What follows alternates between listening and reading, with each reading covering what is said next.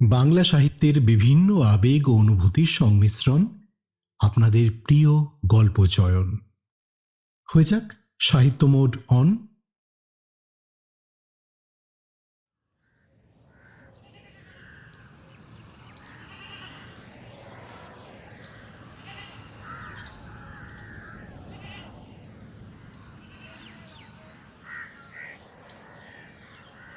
ওনালু, যা সুপুরি কইরা আনতো কালিরায়ের গাছের তলা থেকে।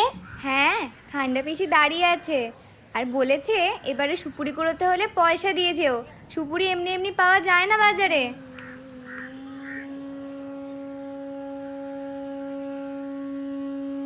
ননিবালাই গাঁয়েরই মেয়ে, তার রাগ হয়ে গেল খুব।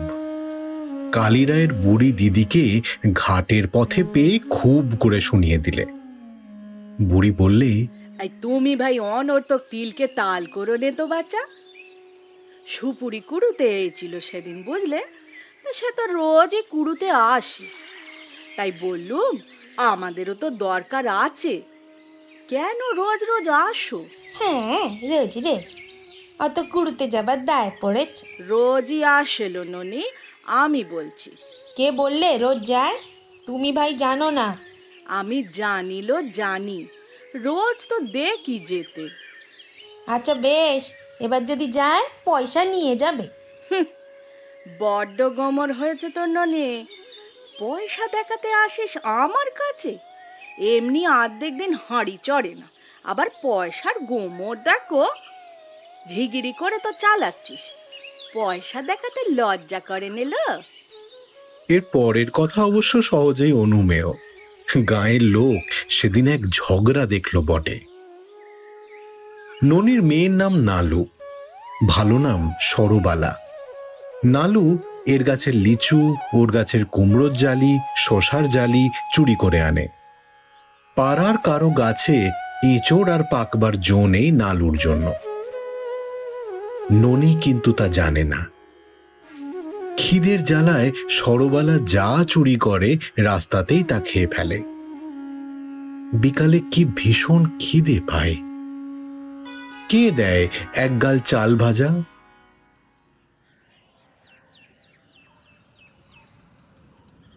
রায়দের গাছে কি মাদার পেকে আছে, পাকা যেমনই বড়ও তেমনই। নালু ঠেলে উঠল গাছে। রায় ঠাকুমা দেখে বললেন, ও মা, এমন পাড়া গেছো মেয়ে ছেলে তো কখনো দেখিনি বাপু। তুই এমন গেছো হলি কবে রে? হ্যাঁ, এই নাম নাম নেমে আর বলছি। দুটো মাদার পাচ্ছি ঠাকমা। ওই যে বাবা, ও খেলি জল, কেন সব ছাই পাশ খাবিলা? কেন সে খাবে সেই জানে। মা ওপাড়ার দামারি কাকার বাড়ি গোয়াল পরিষ্কার করে আর বিচালি কেটে জল তুলে 8টা গরুকে জাপ দেয়। এসব করতে সন্ধ্যের পর মা বাড়ি এসে ভাত রান্না করবে, তবে খেতে দেবে। পেট যে জ্বলবে তার কি কি খাবে সে ভেবে পায় না। শুধু সে নয়, পল্টু, হাবু, নতু, ননকু, রেপু, নেপু সবাই আসে। ওদের বাড়িতেও ওই একই অবস্থা। দুপুরে ভাত খাও, তারপর বিকালে হাজার খিদে পাক না কেন খাবার নেই। তবে নালু একটু ঘন ঘন আসে। তার মা বাড়িতেই থাকে না যে, সে কি করবে? ওরা চাইলে পায়, তার তো চাইবার লোক নেই। অথচ খিদে, কি ভীষণ খিদে। পেটের মধ্যে কেমন যেন কামড়ায় খিদের জ্বালায়।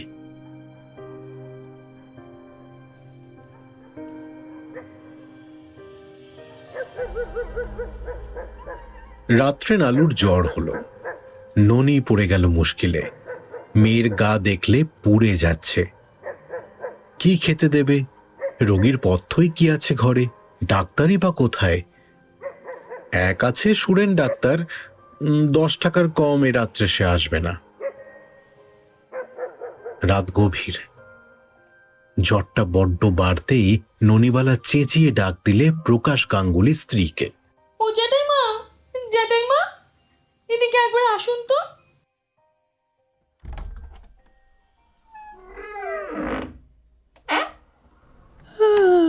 কি হলো ননি, এত রেতে? কুকির বড্ড জ্বরে গা পুড়ে যাচ্ছে। ও মা, দেখি দেখি। ও তাই তো, বড্ড জ্বরটা বেড়েছে। আমার কাছে কুইলেনের বড়ি আছে, এনে দিই, কাল সকালে খাইয়ে দিও। দেখুন তো জ্যাঠাইমা, গরিবের ঘরে কি কাণ্ড। তাই তো বাবু, সবই তোমার অদৃষ্ট। তোমার বাবা ভালো দেখেই বিয়ে দিয়েছিলেন, দোষ পড়ে তো কি। দিব্যি চেহারা, কলকাতায় বাসা, ইঞ্জিনিয়ার লোক, 2 পয়সা আইছিল, সইল না তো আর কি হবে। অল্প বয়সে কপাল পড়ল। সে তো 100 বার জ্যাঠাইমা, নইলে কুকিকে আজ দুটো পেট ভরে বাদ দিতে পারিনি, কি কম দুঃখ। পরের বাড়ি ঝিগিরি, তাতে আমার এ গায়ে অপমান নেই। এ গায়ের মেয়ে যখন আমি, বলুন ঠিক কি না? সে কথা তো বটেই মা, তার আর কি হবে বলো, সবই অদৃষ্ট। আচ্ছা যাই, আমি গিয়ে কুইলেনের বড়ি নিয়ে আসছি। না না, এখন দরকার নেই জ্যাঠাইমা, কাল সকালে পাঠাবেন কোন। তাহলে মা, রাতটা আজ এখানেই থাকবো? না জ্যাঠাইমা, আমি বেশ থাকবো এখন। আপনি মায়ের মতো তাই কথাটা বললেন, এই গায়ে ও কথাও কেউ বলবে না। ননিবালা পরের বাড়ি ঝিগিরি করে মাসে 5 টাকা এবং একবেলা ভাত পায় 1 থালা। ভাত সে বাড়ি নিয়ে আসে। যে বাড়িতে কাজ করে তারা ভাত দিতে কৃপণতা করে না। বড় বড় ধানের গোলা তাদের বাড়িতে 5-7টা, বাগান, পুকুর, জমি জমা সবই আছে। মা আর মেয়ে সেই 1 থালা ভাত খায়। ননিবালার বিয়ে হয়েছিল কলকাতার এক বড় ইঞ্জিনিয়ারের সঙ্গে। দোজবরে পাত্র হলে কি হবে, বেশ ছিলেন তিনি দেখতে শুনতে। বয়সটা একটু বেশি ছিল। ননিবালা গিয়ে দেখেছিল 2টি সৎ মেয়ে আছে ওর স্বামীর। সৎ মেয়ে 2টি তারই বয়সী, কোথায় যেন পড়াশোনা করত, বাড়িতে খুব কমই আসতো। মাত্র 2 বছর স্বামীর সঙ্গে সে তেতলার বাসায় কাটিয়েছিল পরম সুখে। এর মধ্যে বার কয়েকবার দেখা হয়েছিল সৎ মেয়ে 2টির সঙ্গে। বড় মেয়ে সুললিতার সঙ্গে বিয়ের সময় দেখা হয়েছিল। ননিবালার গয়নাগুলো সে চেয়ে নিয়েছিল, বলেছিল, ওগুলো আমার নিজের মায়ের গায়ের আদরের গয়না, ন্যায্য মতো আমারই প্রাপ্য। আচার অনুষ্ঠানের পরে ফিরিয়ে দিও, কেমন? সুললিতার বিয়ের মাসখানেক পরেই ননি বিধবা হল। দীর্ঘদিন রোগে ভুগে তার স্বামী মারা গেলেন। তারপরই সুললিতার স্বামী ছোট মেয়ে সীমাকেও নিয়ে গেল পশ্চিমে তার কর্মস্থলে। একা বাসায় ননিকে কেউ বললেও না সে কি করবে, কোথায় যাবে, কি খাবে। সরবালা তখন 1 বছরের শিশু।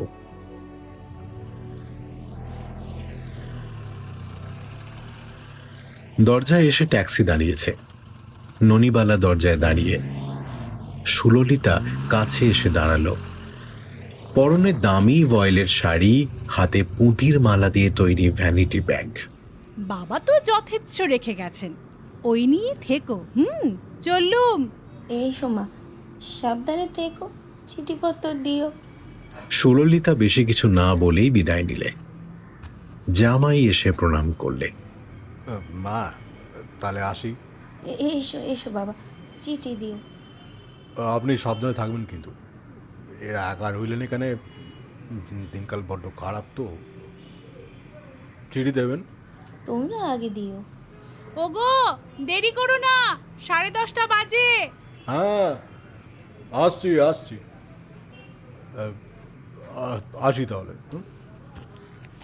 ননিবালা ফিরে এসে ঘরে ঢুকে মেয়েকে কোলে তুলে নিলে।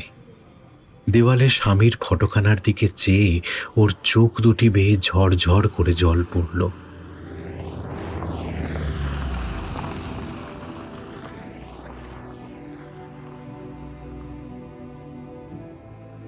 কুকি, ও কুকি, ওরা চলে গেল, আমাদের ফেলে রেখে চলে গেল। কার কাছে ফেলে রেখে চলে গেল রে কুকি?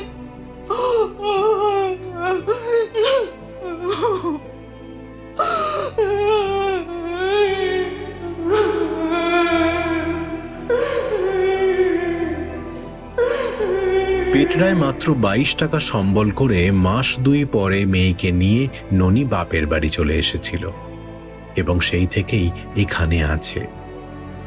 আজ 10 বছর আগেকার কথা এসব। সৎমেয়েরা কোনো চিঠিপত্র দেয়নি, কোনো খোঁজ খবরও নেয়নি।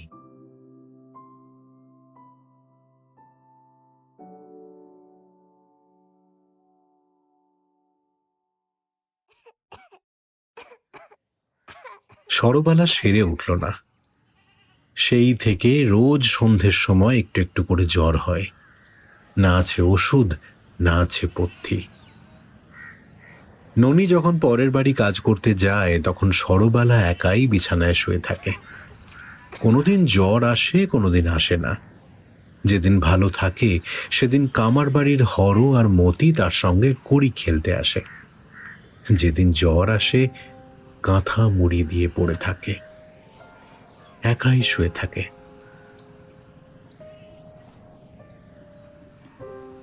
ননি কিন্তু খুব শক্ত মেয়ে মানুষ, কিছুতেই সে দমে না। সন্ধেবেলা ফিরে এসে সে বেটে কাটে রোজ।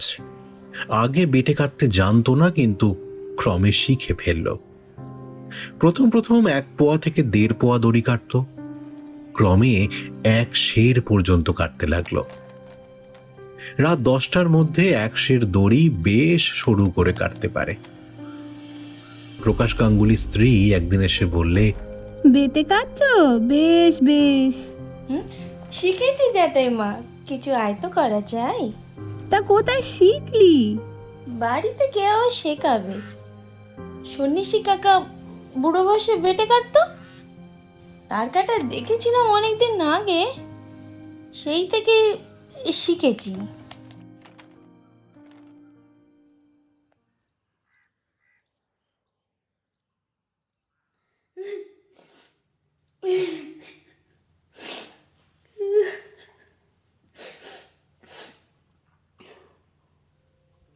সরবালার পা ফুলল, মুখ ফুলল, পুরনো ঘুষঘুষে জ্বর।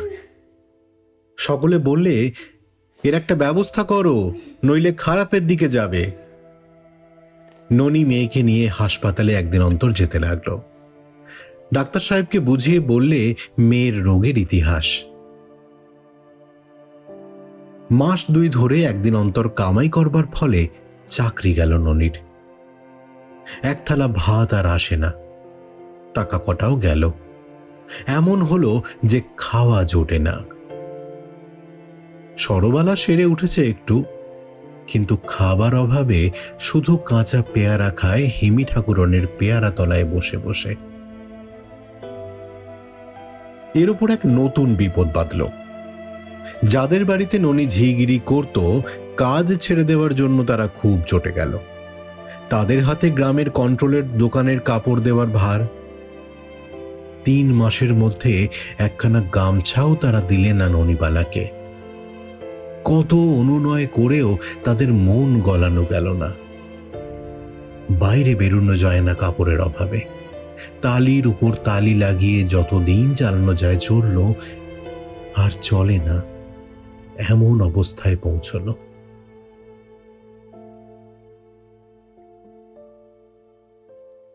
বিকেল বেলা ননি মেয়েকে বললে, হ্যাঁ রে, বেটে দড়ি কাটতে বসবি?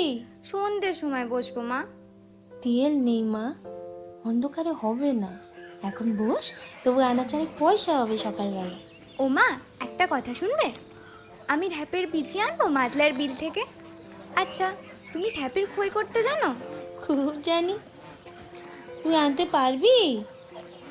কার সঙ্গে যাবি সেখানে? বিলের জলে কেউটে সাপের আড্ডা। বাগদিবও যাবে তো, আর আমি যাব। বাগদিবও বলছিল জানো, ঢ্যাপের খই খেলে এক বেলা কেটে যাবে। রাত্রে আমরা ঢ্যাপের খই খাবো। ননির মুখে দুঃখের হাসি দেখা দিলে। তার আদরের মেয়ে আজ দুলে বাগদিদের মেয়ের মতো ঢ্যাপের খই খেয়ে রাত কাটানো খুশির ব্যাপার বলে মনে করছে। সে মেয়েকে বললে, হোনালু, কাউকে বলিস না যে ঢ্যাপ তুলতে যাবি। এ গায়ে আবার এদিকে নেই ওদিকে আছে কি না। সরবালা চলে গেল বাগদি বউ নীলার সাথে। ননিবালা পিছন থেকে বললে, অনিলে, দেখিস দিদি, নালু যেন বেশি জলে যায় না। পদ্ম গাছে বড্ড সাপ থাকে। আচ্ছা।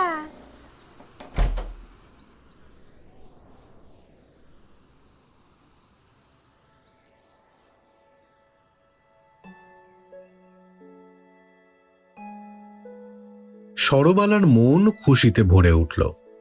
মাদলার মস্ত বড় বিল পদ্ম আর নাল ফুলের বনে ভরে আছে। নীল আকাশ উপুর হয়ে পড়ে আছে বিলের উপর। যদিও বর্ষাকাল, আজ আকাশ বেশ পরিষ্কার। শরতের আমেজ আছে রোদ্দুরের গায়ে। বিলের ধারে নলখাগড়ার ঝোপে তিতপল্লার ফুল ফুটেছে। বাগদি বউ বললে, নালু, গরম চা খাবে মা? এসো, দেখো এই ঝোপে কত আছে। খাবো খাবো, তবে নীলি একটা কথা, মাকে কিন্তু বললে খাবো না। করমচা খাওয়ার কথা শুনলে মা বকবে। জ্বর হয়েছিল কিনা কিছুদিন আগে। ও, তবে খেও নি মা, থাকবে। না না, খাবো। তবে তুই বললি কেন? আমি ঠিক খাবো। এই দেখো, দেখো দিনি, এ বাবা, খেওনি খেওনি। এক মুঠো ডাঁসা করম চা চিবোতে চিবোতে নালু ও নীলি জলের ধারে এসে দাঁড়ালো। নালু তো অবাক। কত বড় বিলটা, কত পদ্ম ফুটে আছে। ওই ওপারে ওরা কি করছে? মাছ ধরছে। কি মাছ? কই, মাগুর? নালু ডাক দিয়ে বললে, জেলে কাকা, ও জেলে কাকা, জেলে কাকা, কি ধর? হ্যাঁ, এ মাছ লিবা খুকি? মাছ লিবা? ধর বলো না। এ বাসা বাসা বিলির কই? 3 টাকা সের। আর ওই মাগুর মাছ 3.5 টাকা। দারুণ হবে। দাম শুনে কেনবার বাসনা উবে গেল সরবালার। বাপ রে, মাসে মা মোটে 5 টাকা মাইনে পেত, আর আমি কিনবো 3 টাকা সেরের মাছ। অবশ্য সেই 5 টাকাও আজকাল আর তার মা পায় না। হঠাৎ বাগদি বউ বললে, নালু, ও নালু, মাছ ধরবো? তুমি? তুমি আর আমি। একজনের কাপড় খুলতে হবে। তুমি ছেলে মানুষ, কাপড়টা খুলে ফেলো দিনি। যা না। কে দেখতেছে এখানে? কোনো লোক নিয়ে দিগরে, শুধু বিল আর মাঠ। তুই কিন্তু আমায় ভালো করে ধরে থাকিস নীলি। তাই চলো। নালুর কাপড় খুলে নিয়ে বাগদি বউ ওকে জলে নামালে। ছাঁকা দিয়ে দুজনে মাছ ধরতে লাগলো পদ্ম গাছের তলায় শ্যাওলার দামের মধ্যে। বৃথা পরিশ্রম। আধ ঘন্টা জল কাদা মাখাই সার হলো। সন্ধ্যা হওয়ার দেরি নেই। বকের দল ছায়া ভরা নীল আকাশের গা বেয়ে পাল্লার বড় বিলের দিকে চলেছে। বিলের উত্তর পারে বন জাম গাছের ডালে ডালে কালো কালো বাদুড় ঝুলছে। ঘুঙরি পোকা শব্দ করে ডাক শুরু করে দিয়েছে ঘাসের বনে। এমন সময় তার পায়ের তলায় পদ্মবনের মধ্যে কি একটা জিনিস পিছলে গেল। চোখের পলকে নালু চেঁচিয়ে উঠল। ও মা, সাপ সাপ আমাকে খেয়ে ফেললো। ও মা, মা গো। নালু, কোথায় কোথায় সাপ? আমাকে আমাকে ধরেছে, আমাকে খেয়ে ফেললে। নিলে আমি মরে গেলাম। মা গো, ও মা, মা গো। এই তো ধরেছি। নীলি জলে ডুব দিয়ে নিজের প্রাণ তুচ্ছ করে নালুর পায়ের তলা দেখতে গেল এবং পরক্ষণেই প্রায় আধশের 2.5 পোয়া ওজনের মস্ত একটা পাকা মাগুর হাতে তুলে ভেসে উঠল। হাঁপাতে হাঁপাতে হাসি মুখে বললে, এই যে দেখো তোমার সাপ। মাগুর মাছে কাঁটা হ্যাঁ নিচে, আর ও ভাবছে সাপে খেয়ে ফেললে বুঝি। সাপ অত সোজা নয়। দেখি দেখি, ও এই যে এত বড় মাগুর মাছ। নালু পা দিয়ে কাদার মধ্যে সেটাকে চেপে ধরাতে মাছটা উপরি উপরি কাঁটা হেনেছে। পা টনটন করছে ওর। মাছটা ডাঙায় তুলে এনে ওর সব যন্ত্রণা সেরে গেল। ওরা অন্ধকার বাঁশ বনের আমবনের পাশ দিয়ে বাড়ি ফিরলে। মাছটা তুমি সব নেও নালু, তোমারে কাঁটা হেনিছে, আর তুমি তো পাদে চেপে ধরলে। না না নীলি, তোর অর্ধেক আর আমার অর্ধেক। আয় আমার সঙ্গে। আচ্ছা আচ্ছা, সে হবে। মা গো, মা কি এনেছি দেখো, একটা মস্ত বড় মাগুর মাছ।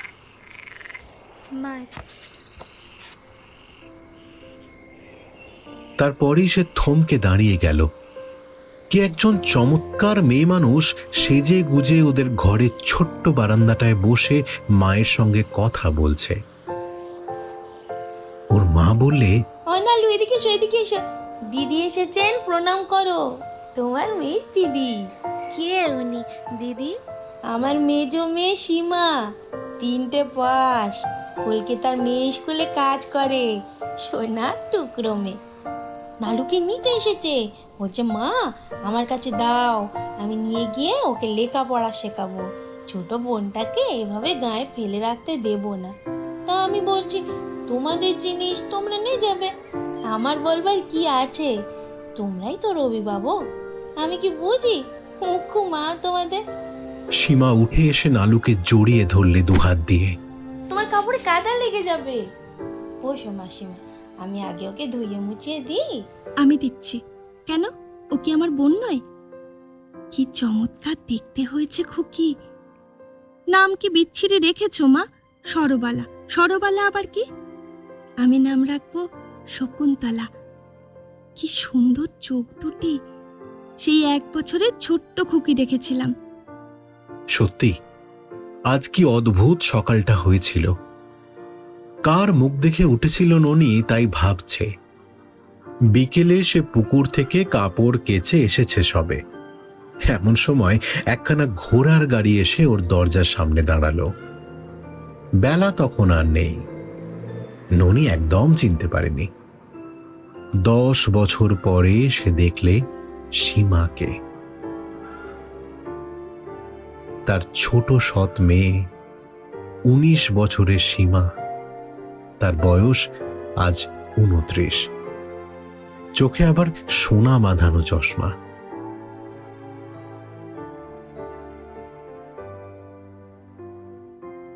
রাত্রে মা মেয়েতে বসে গল্প করছিল। কত দিনের কত জমানো কথা। কিচ্ছু খেতে দেবারও ছিল না। ভাগ্যিস মাগুর মাছটা এনেছিল নালু বিল থেকে ধরে।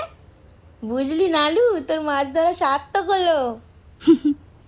আমার যে কি আনন্দ হচ্ছে, কতদিন পরে তোমাদের আবার দেখা পেলুম। দিদি ভালো আছে? দিদি মজফ্ফরপুরে থাকে, তার স্বামীর কর্মস্থলে। জানো, বাবার বাক্সে টাকা ছিল, ডাকঘরে টাকা ছিল, সব নিয়েছে বর্দি আর তার স্বামী। আমি জানতে পেরে বর্দিকে বলেছিলাম, তোমরা গরিব মাকে ফাঁকি দিলে। তার কি আছে? তিনি তার ছোট্ট মেয়েটাকে কি করে মানুষ করবেন? তারপর যা যা, বড় যুধিষ্ঠির তুমি। সৎ মা গেও মেয়ে না হলে সেই আমাদের সব গপ্পায় পড়তো কি না? সৎ মা সৎ বোন কখনো আপন হয় না, বুঝেছ? কথা বলতে এসো না।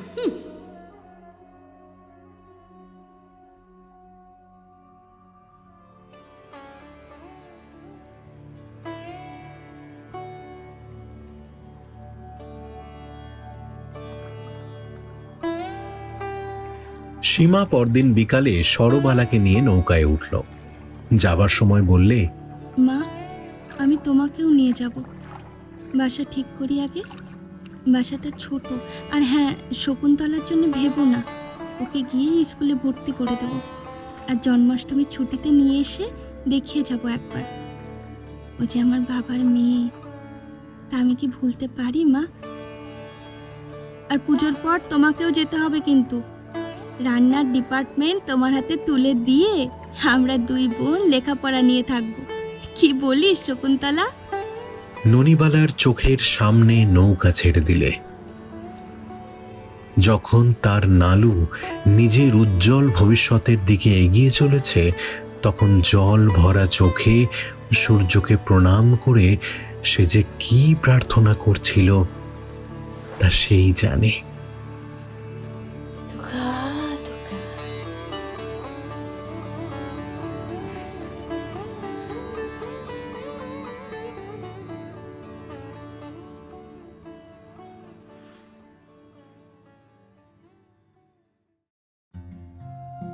নমস্কার, আমি চয়ন। কেমন লাগলো আমাদের আজকের নিবেদন? কমেন্টে জানান আপনার মতামত and turn on the like and subscribe button. Stay tuned to গল্প চয়ন, বাংলা সাহিত্যের only audio junction, and keep that সাহিত্য mode on. Till next time, stay strong.